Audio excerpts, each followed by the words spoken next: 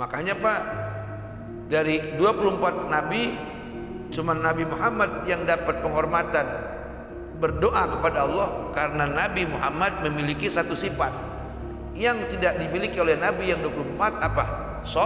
Sobar. Maka itu Nabi Muhammad disebut Sayyidus Sabirin, rajanya orang sabar, rajanya dari segala makhluk yang sabar. Malaikat kagak punya nafsu, tapi malaikat pernah marah datang kepada Nabi pada saat Nabi dilemparin batu oleh orang Taif. Coba masuk akal nggak Pak? Malaikat hanya punya akal, yang bikin kita marah itu nafsu. Berarti kan malaikat kagak marah. Tapi coba bayangin ketika Nabi berdarah-darah kakinya, tiba di kampung Taif, baru nyampe perbatasan Taif udah dilemparin batu sampai berdarah-darah kakinya. Ya kan, Zaid bin Harisah yang mengawal udah pada bengkak badannya, udah pada berdarah-darah. Sebab itu kanan kiri depan belakang nimpain Nabi. Itu Zaid bin Harisah muterin badan Nabi, meluk Nabi, sehingga pada ocor-ocoran darah badan Zaid bin Harisah. Nabi berhenti di bawah pohon kurma istirahat. Tiba-tiba datang dua malaikat penjaga Jabal Taif. Ya Muhammad, andai kata hari ini kau izinkan aku mengangkat Jabal Taif untuk aku timpakan kepada penduduk Taif yang telah berbuat aniaya kepadamu, agar mereka mati semua, gimana Muhammad? Kau izinkan? Jangan. Kau izinkan enggak? Nabi menjawab, ya malaikat, jangan. Tapi mereka telah menganiaya dirimu, mereka telah menghina dirimu. Kata Nabi Muhammad, mereka berbuat begini enggak tahu ya malaikat, mereka berbuat begini karena kebodohannya. Lalu Nabi mengangkat tangan berdoa kepada Allah, Allahumma hdi qaumi fa innahum la ya'lamun. Di depan malaikat tuh Nabi, malaikat masih nunggu perintah. Kalau Nabi bilang angkat, hancurin, hari itu juga orang Taif mati semua. Di depan malaikat, ketika malaikat menawarkan jasa untuk mengangkat gunung, untuk menghancurkan orang-orang yang telah berbuat jahat kepada Nabi, Nabi berdoa, Allahumma hdi qaumi fa innahum la ya'lamun. Ya Allah, berikan petunjuk hidayah kepada kaum Taif. Mereka melempari aku dengan batu, mereka menolak kedatanganku karena mereka enggak tahu kalau aku ini nabi utusan. Malaikat berbalik lagi sih. Kalau bahasa orang Priang, keliwatan lu mah, mau ditulungin aja pakai nolak, kira-kira begitu. Tuh Rasulullah sallallahu alaihi. Makanya jadi Pak, nanti orang-orang yang sabar itu banyak keringanan di akhirat. Orang-orang sabar Pak, bener itu. Orang-orang sabar punya prioritas tersendiri di hadapan Allah Subhanahu. Karena dalam Quran Allah bilangin, innallaha ma'as sabirin wasta'inu bis sabri was shalah. Sabar itu sifatnya Allah. Ya sabur, zat yang maha sabar. Kalau Allah kagak sabar, nih subuh-subuh, padahal nih orang banyak nih. Kan ada yang kagak sembahyang subuh-subuh, banyak nggak? Perempuan, laki, caleg, jaka, perawan. Kalau Allah kagak sabar, udah dikejar sakit semua pada mati. Kira-kira begitu tuh. Kalau bahasa orang Priangnya, nikmat gua lu makan, udara gua lu hirup, gua suruh bangun bayang subuh pakai lu susah. Tiap hari bangun jam 8, tiap hari bangun jam 12 siang. Saking aja Allah sabar. Ayo hambaku, kapan kamu tobatnya? Kapan kamu sadarnya untuk bisa sholat subuh berjamaah? Makanya bapak-bapak termasuk orang yang mendapatkan hidayah, ya kan, sehingga bisa ngelawan setan yang melilit diri kita untuk tidak mengerjakan sholat subuh. Kita lawan semua dengan satu doa yang diajarin Nabi, alhamdulillahilladzi ahyana ba'dama amatana wa ilaihin nusyur.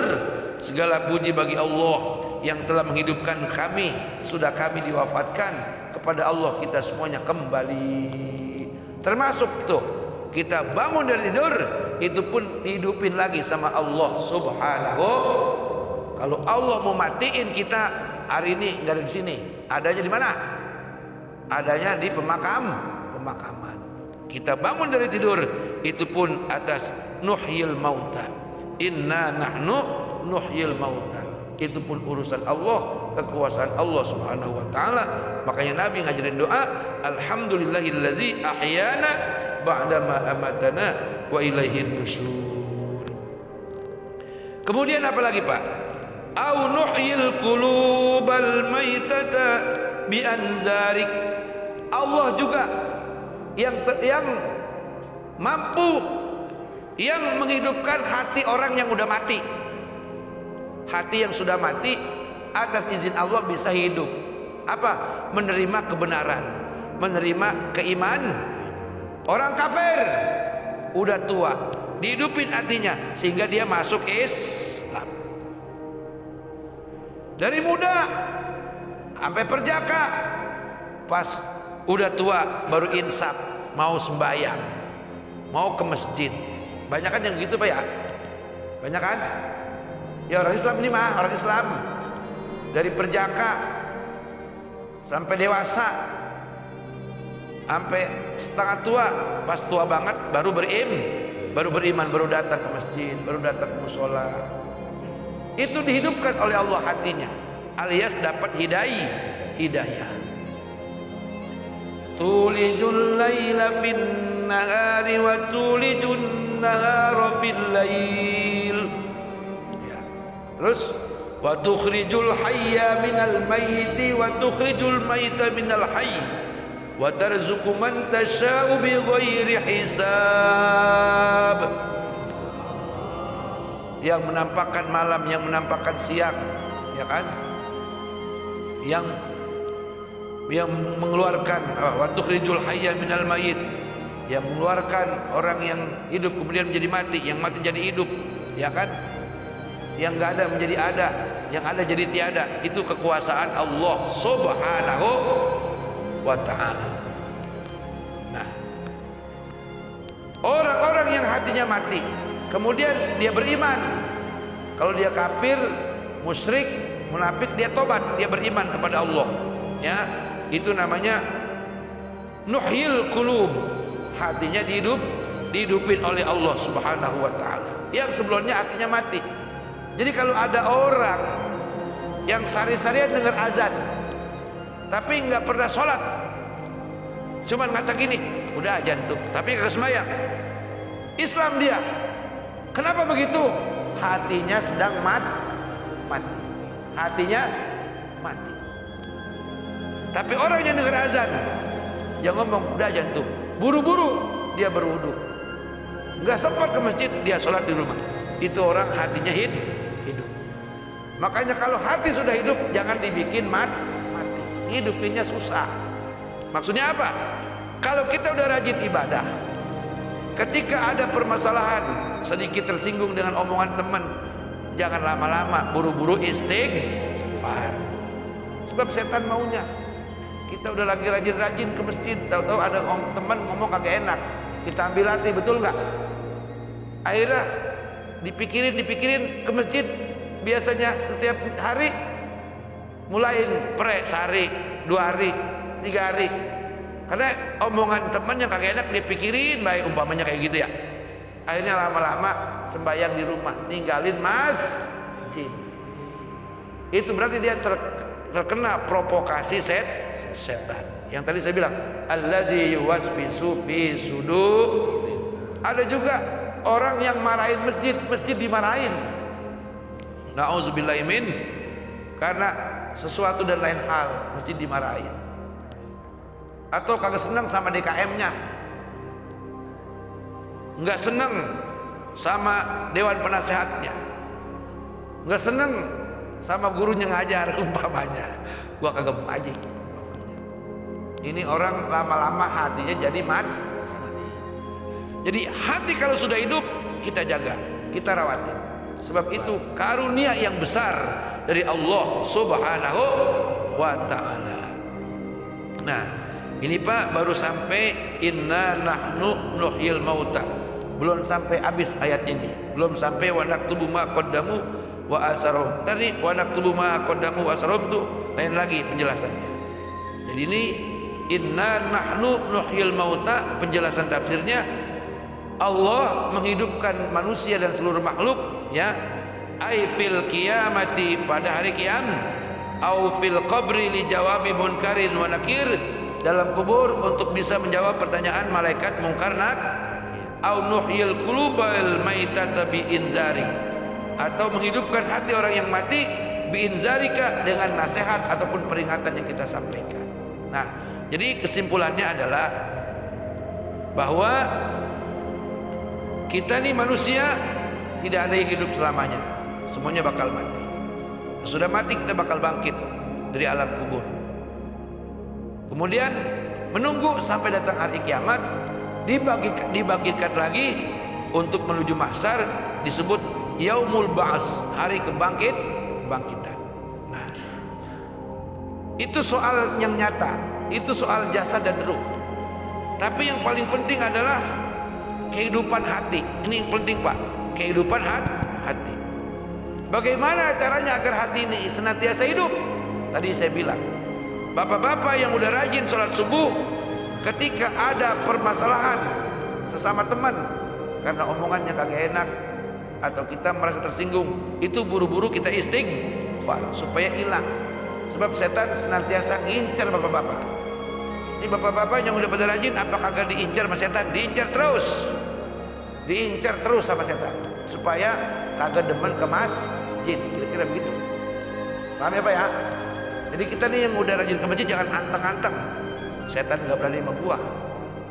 Justru setan ngarap-ngarap kapan lu berhenti ke masjid. Kata setan, lu bener Pak.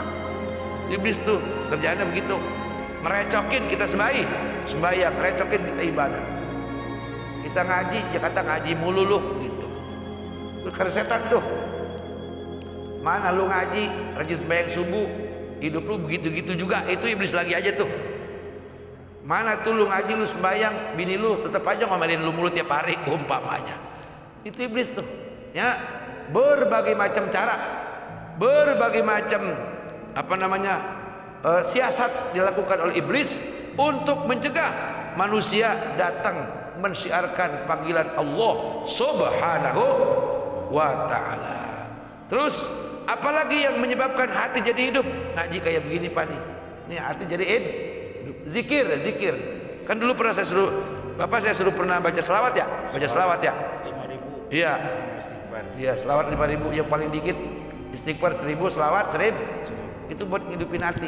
Jadi zikir itu buat ngidupin. Jadi jangan merasa puas dengan sembahyang doang.